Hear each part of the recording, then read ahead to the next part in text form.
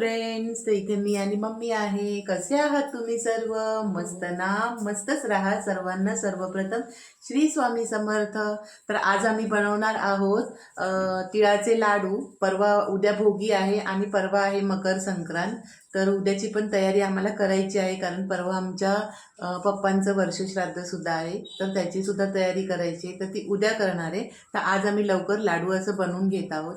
तर लाडू कसे बनवायचे ना, आज त्याची रेसिपी तुमच्यासोबत शेअर करणार आहे. तर लाडू बनवण्यासाठी काय काय साहित्य लागतं, चला बघूया. तर फ्रेंड्स, इथे मी घेतलं आहे इलायची, जायफळ आणि बडीशोपचं पावडर, जे मी घरातच बनवून ठेवते भाजून वगैरे व्यवस्थित, आणि छान टिकतं ते. इथे मी आहे ना 2 चमचे तूप घेतलेलं आहे. हे मी आहे ना 2.5 वाटी तीळ घेतलेले आहेत, आणि 1 वाटी मी शेंगदाणे घेतलेले आहेत, आणि थोडंसं 2 चमचे आपल्याला आहे ना पाणी घ्यायचं आहे. आणि इथे बघा, इथे मी ना एवढा गूळ घेतलेला आहे. तर माझ्याकडे ना थोडा पावडर गूळ आहे आणि थोडा अगोदरचा म्हणजे माझ्याकडे होता तो गूळ आहे. तर मी त्याला असं बारीक कट करून घेतलेला आहे, आणि हा वरती पावडर गूळ आहे. तर चला कसं बनवायचं तुमच्यासोबत शेअर करते. तर इथे ना आम्ही गॅस लावला आहे, कढई ठेवली आहे गॅसवर. तर फ्रेंड्स, इथे ना सर्वात आधी आपण शेंगदाणे भाजून घेऊयात. तर ही मी 1 वाटी शेंगदाणे घेतलेले आहेत, कारण आपल्याला तिळाचे लाडू करायचे आहेत ना. तर शेंगदाणे आपण 1 वाटी घेतलेत. आणि हा हे ना कसे, कारण शेंगदाणे टाकले ना तर अजून छान त्याची चव लागते. आपण शेंगदाणे सगळ्यात आधी भाजून घेऊयात. तर फ्रेंड्स, इथे शेंगदाणे ना लाल होईपर्यंत आपल्याला छान असे भाजून घ्यायचे.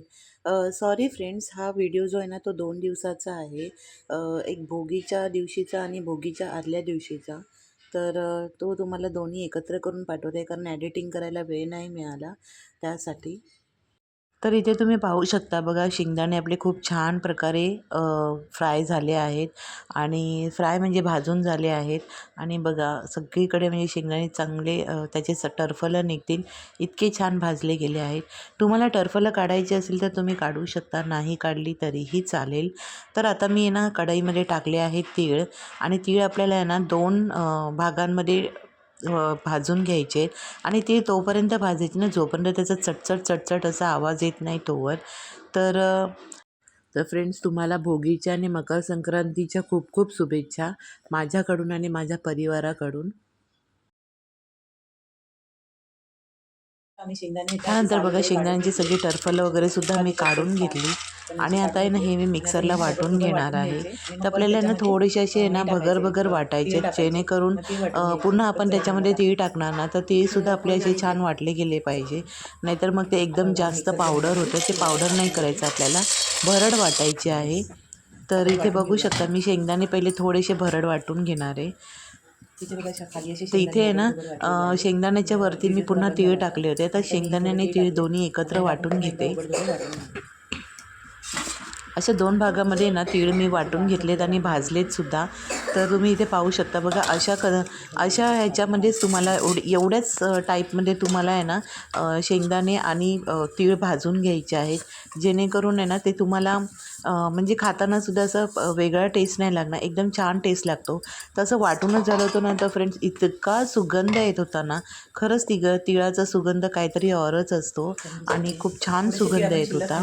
तर इथे बघा मी ना आता थोडेसे तीळ अजून म्हणजे ह्यातले वाटणारे, आणि थोडेसे तीळ आहेत ना ते साईडला ठेवणार आहे. तर जेव्हा आपण लाडू वगैरे बांधतो ना तर एकदम पण पावडर नको वाटायला, मग थोडेसे ना अख्खे तीळसुद्धा टाकणार आहे. कारण की बाकीचे सर्व तीळ आपण वाटून घेतले, तर थोडेसे अख्खे तीळ लाडवामध्ये दिसले पाहिजे त्यासाठी. तर इथे बघा एकदम छान असे वाटून झाले आहेत. छान असं वाटून झालं. अशाच टाईपमध्ये वाटायचे, जास्त पण पावडर आपल्याला करायची नाही आहे, किंवा जास्त मिक्सर फिरवायचं नाही, नाहीतर मग ते तेल सुटतं तिळाचं किंवा शेंगदाण्याचं, ते आपल्याला करायचं नाही आहे म्हणून. तर अशा प्रकारे तुम्ही पाहू शकता. आता बघा, ज्याच्यात मी अख्खे तीळ ठेवले होते ना, मी त्याच बाउलमध्ये आहे ना हे सगळं तीळचं पावडर जे केलं आहे ना ते ठेवणार आहे. आणि आता इथे ना गॅसवर कढई ठेवली. आपल्याला आहे ना गुळाचा हलका पाक बनवायचा आहे, जास्तसुद्धा असा कडक पाक नाही बनवायचा आहे. कडक पाकाने ना आपले जे लाडू जे आहेत ना ते एकदम कडक होतात, तर ते आपल्याला कडक नाही बनवायचे, असे मस्त मऊ आणि ठिसूळ बनवायचे, जेणेकरून असं खाताबरोबर म्हणजे जास्तच काही पटकन चावायची गरज नाही पडली पाहिजे असं. आता तुम्ही इथे पाहू शकता आहे ना, गूळ पूर्णपणे वितळला आहे, कारण की गुळाचं पावडर होतं, आणि गुळाची ढेपेतला गूळ जो होता ना तो मी कापून घेतलेला होता. तर इथे पाहू शकता बघा किती छान असा फेस आला आहे. तर थोडंसं आपल्याला जर गुळाचा पाक चेक करायचा असेल ना तसा पाण्यामध्ये टाकून चेक करायचा. जर त्याची गोळी जर झाली तर पाक आपला तयार झाला आहे असं समजायचं. पण आहे ना गोळी काय इतकी थोडी झाली नव्हती, थोडीशी बाकी होती, म्हणून आम्ही अजून 5 मिनटं ठेवलं. तर इथे तुम्ही बघू शकता, मी पुन्हा तुम्हाला दाखवत आहे. आणि छान अशी गोळी तयार झाली होती.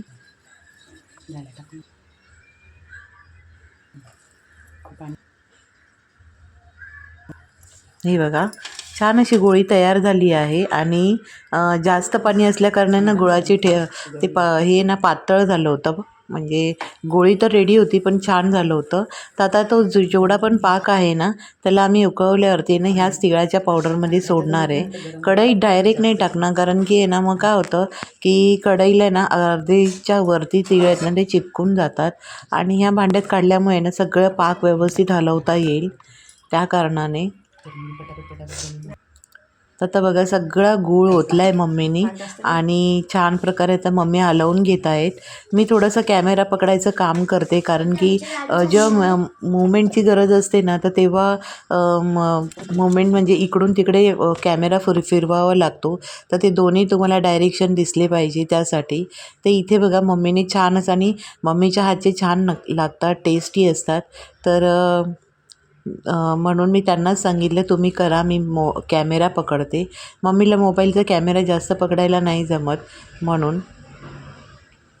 तर बघा सगळं छान असा पाक आहे ना तिळामध्ये ना छान असा मिक्स झालेला आहे.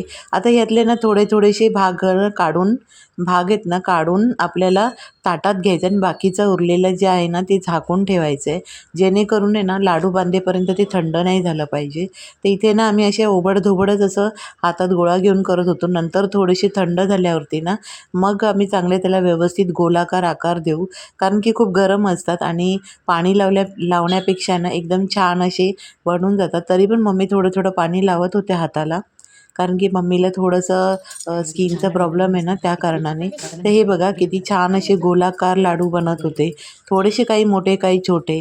तर अशी किवीसुद्धा बसली होती लाडू बनवण्यासाठी. तर बघा आमचे एवढे जवळजवळ 1.5 किलो तरी लाडू आमचे झाले असतील, इतके छान लाडू झालेले. हवे असेल ना तर तुम्ही मला कमेंट बॉक्समध्ये नक्की सांगा. आम्ही ऑर्डरसुद्धा घेतो लाडू बनवण्याची. तर कमेंट बॉक्समध्ये नक्की सांगा आणि कमेंट करा, लाईक करा, शेअर करा, सबस्क्राईब करा. आणि फ्रेंड्स हे सगळी मेहनत मी केली हो. हां हां ही सगळे लाडू आहेत ना ईशीने बनवले आहेत. तर तुम्हाला ज्या पण काही ऑर्डर द्यायची असेल ना तर ईशीला द्या, कारण की ईशीच्या गोडगोड हाताने हे गोडगोड लाडू. तर चला मग ते ना ह्या मिक्स भाज्या घेतलेल्या आहेत. तर ह्याच्यामध्ये बऱ्याचशा भाज्या, तुम्हाला माहिती मिक्स भाज्या काय काय असतात त्या. गाजर, वांग, फरसबी, श्रावण घेवडा, पावटा, काय वटाणा वगैरे अशा सगळ्या भाज्या मिक्स आहेत या. ह्याला ना भोगीची भाजी बनवायची आहे. तर इथे मी घेतला आहे कांदा, टोमॅटो आणि लसूण, कढीपत्ता, एकच हिरवी मिरची घेतलेली आहे. फोडणीसाठी राई जिरे घेतले. त्याच्यानंतर इथे ना पावडर मसाले घेतले. लाल तिखट घेतलं आहे, घरचा मसाला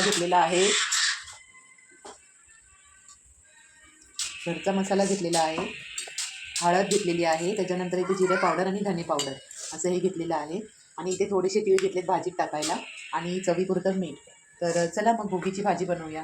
तर आम्ही ना अशीच बनवतो, वाटणची बनवत नाही. ती भाजी एकदम वेगळी आणि टेस्ट पण वेगळी लागते त्याची, त्याच्यामुळे वाटणची भाजी नाही करत. तर ही भाजी खूप टेस्टी लागते, तुम्ही बनवून बघा. तर चला रेसिपीला सुरुवात. इथे ना फ्रेंड्स थोडासा व्हिडिओ स्किप झाला, कारण की कळलंच नाही मोबाईल कधी बंद झाला. तर इथे ना मी तेल टाकलं होतं, तेलात राई जिऱ्याची फोडणी दिली, आता लसूण आणि कढीपत्त्याची सुद्धा फोडणी दिली. त्याच्यानंतर इथे मी कांदा टोमॅटो टाकला आहे. त्याला छानच आपण आहे ना तेलात फ्राय करून घेऊयात. आणि ही भाजी ना फ्रेंड्स खूप चविष्ट लागते. आजच्या दिवशी तर खूप जास्त चविष्ट लागते. ज्या दिवशी भोगी असते ना त्या दिवशी ही भाजी खूप चविष्ट लागते. तर इथे बघा हे ना मी ह्याच्यामध्ये ना पावडर मसालेसुद्धा टाकले आहेत, तर तुम्ही पाहू शकता. आणि आता आपण आहे ना कांदा टोमॅटोला आहे ना तेल सुटेपर्यंत छान असं फ्राय करून घ्यायचं आहे. तुम्ही ही भाजी ना इतर वेळी कधी बनवून बघा, तेव्हा त्याचा टेस्ट नाही लागणार.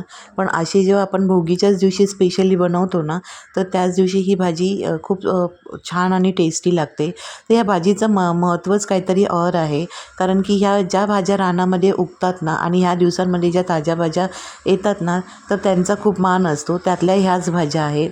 वांगं, बटाटा, गाजर, वटाणा, पावटा, घेवडा अशा सगळ्या भाज्या आहेत. तर बघा भाजीला किती म्हणजे कांदा टोमॅटोला तेल सुटलं होतं. तर त्याच्यामध्ये ना मी आता भाज्या सगळ्या टाकल्या आहेत धुवून स्वच्छ. आणि शेंगदाणेसुद्धा मी थोडेसे टाकले होते. शेंगासुद्धा येतात बाजारात या दिवसांमध्ये, तर शेंगासुद्धा टाकल्या आहेत. तर काही काही लोक आहे ना फ्रेंड्स, आजच्या दिवशी आहे ना तिळाचासुद्धा खूप मान असतो. खरं तर आजच्याच दिवशी आहे ना सर्व सवाष्णी स्त्रियांनी आहे ना डोक्यावरून आंघोळ करायला पाहिजे, केस वगैरे धुवून काढायला पाहिजे. कारण की आजच्या दिवशी खूप मान असतो. आणि म्हणजे आंघोळीच्या पाण्यामध्ये ना तीळ टाकून आंघोळ केली जाते, स्नान केलं जातं. तर खूप महत्त्व असतं ह्या गोष्टीला. तर इथे बघा मी ना आता सर्व भाज्या आहेत ना एकजीव करून घेणार आहे. आणि सर्व मसाला आहे ना भाज्यांनासुद्धा लागला पाहिजे इतपत आपल्या सगळ्या भाज्या एकजीव करून घ्यायच्या आहेत. तुम्हाला असं वाटेल की कुकर छोटं पडलं आहे, पण नाही, भाज्या शिजल्यावरती कुकर व्यवस्थित म्हणजे थोड्या भाज्या खाली बसून जातात. मी पालेभाज्या ह्याच्यात नव्हत्या टाकलेल्या, आंबट चुका वगैरे ह्या नाही टाकल्या. कारण की मी ह्याच भाज्या बनवल्या होत्या, म्हणजे आणल्या होत्या बाजारातून.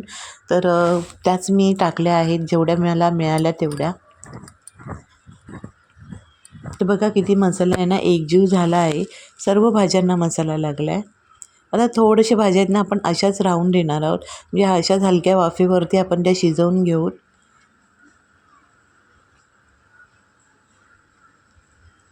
तर एकीकडे ना मम्मी भाकरी टाकत होत्या. तर मी एका साईडला भाजी बनवली आणि मम्मीने एका साईडला भाकरी टाकते.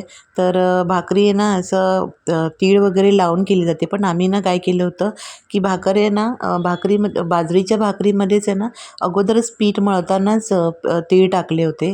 आणि नंतर तरीसुद्धा मी वरून थोडे थोडे असे तीळ टाकत आहे. कारण की भाकरचं वरची साईड ओली असते ना, तर त्याला चांगली चिपकून जातात ते. म्हणून मी थोडेसे टाकत आहे. कारण प्रत्येक घासात आहे ना तिळाचा आजच्या दिवशीचा मान आहे ना हा खूप म्हणजे स्वाद जो असतो ना तो सुद्धा खूप लागतो आणि मस्त वाटतात. तर इथे बघा मी आहे ना भाजीत तीळसुद्धा टाकले आहेत. आणि थोडंसं शेंगदाण्याचं कूट आणि थोडंसा गूळ, गुळाचे पावडरसुद्धा टाकत आहे. या भाज्या आहेत ना या भाज्यांमध्ये ना तिळगुळाचा मान पण तेवढाच असतो. त्याच्यामुळे तिळगूळ आणि शेंगदाण्याचं कूट असं मी टाकणार आहे. तर शेंगदाण्याच्या कुटाने सुद्धा भाजीला एक वेगळी छान अशी चव येते. तर इथे तुम्ही पाहू शकता मी सगळ्या भाज्या आहेत ना एकजीव करून घेणार आहे. तेच आहे, भाकरी दाखवली तुम्हाला. आणि आता ही भाजी, तर ह्याला बघा ह्याच्यात तीळ आणि गूळ टाकलेला आहे थोडासा चवीसाठी. आणि बघा किती छान कलर आलेला आहे, मस्त. मस्त कलर आला आहे फ्रेंड्स. I like. आता आपण यामध्ये टाकणार आहोत गरम पाणी. टाका टाका गरम पाणी. आता मी यामध्ये ना गरम पाणी टाकत आहे. गरम पाण्याने ना थोडीशी म्हणजे तुम्हाला माहितीच आहे मी प्रत्येक भाजीमध्ये गरम पाणीच टाकते. त्याने चवसुद्धा छान येते आणि भाजीला तवंगसुद्धा छान येतो. त्यामुळे तर ना तुम्हाला जर ही भाजी रसरशीत करायची असेल तर तुम्ही करू शकता, किंवा तुम्ही हिला कोरडी भाजीसुद्धा करू शकता. पण आम्ही ना थोडीशी रश्शावाली केलेली, कारण की ना मग ती भाकरीसोबत खायला खूप छान लागते. रश्शावाली भाकरीसोबत म्हणजे रश्शावाली भाजी आहे ना भाकरीसोबत खायला खूप छान लागते, म्हणून तशी केलेली. आणि इथे ना आता मी वरून चिरलेली कोथिंबीरसुद्धा टाकणार आहे. आणि मग घेणार आहे झाकण लावून. आणि एकच शिट्टी आपल्याला द्यायची आहे. आणि हे कशासाठी माहिती आहे का, तुम्हाला कुकरमध्ये शिजवायचे कुकरमध्ये शिजवा, किंवा तुम्हाला कढई शिजवायची तर कढईतसुद्धा तुम्ही शिजवू शकता. पण कसं असतं ना काही काही म्हणजे शेंगदाणे म्हणा, किंवा तुम्ही हरभऱ्याचे चणे जे असतात ते सुद्धा आहे ना असे म्हणजे निब्बर वगैरे कधी कधी येतात. पण माझ्याकडे ते कवळे होते, तरीसुद्धा मी ते म्हणजे कुकरमध्ये शिजवले. आणि भाजी अशी पटकन होऊन जाते, झटपट असा स्वयंपाक हा होऊन जातो. त्यामुळे मी कुकरमध्ये लावली. तर एक शिट्टी दिली ना तर आपली भाजीसुद्धा खूप छान अशी सर्व भाज्या शिजल्या जातात आणि पटकन होतात. तर बघा माझ्या भाजीचा कलर बघा. आणि म्हणजे खाण्यासाठी सुद्धा इतकी अप्रतिम झाली होती ना फ्रेंड्स, की काय सांगू तुम्हाला. खूपच टेस्टी झालेली. तुम्हीसुद्धा अशी भाजी बनवून बघा, तुम्हाला आवडेल.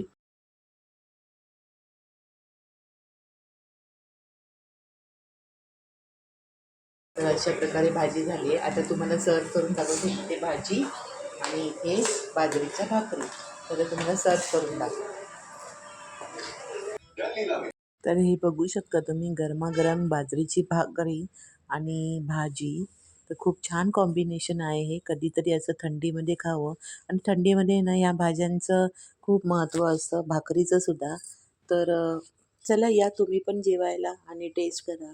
तर इथे ना ईशी आणि ईशीचे पप्पा मम्मी या लोकांनी भाजी टेस्ट केली आणि त्यांना आवडली. ते म्हणाले छान आहे, छान झाली होती भाजी, खरंच खूप छान झालेली. आणि इथे माझ्या डुग्गूलासुद्धा आवडली, त्याचं चेहऱ्याचं एक्सप्रेशन बघा. तर चला भेटूया असाच एक व्हिडिओ घेऊन, तोपर्यंत बाय बाय. त्याला मम्मा छान सगळे करा छान.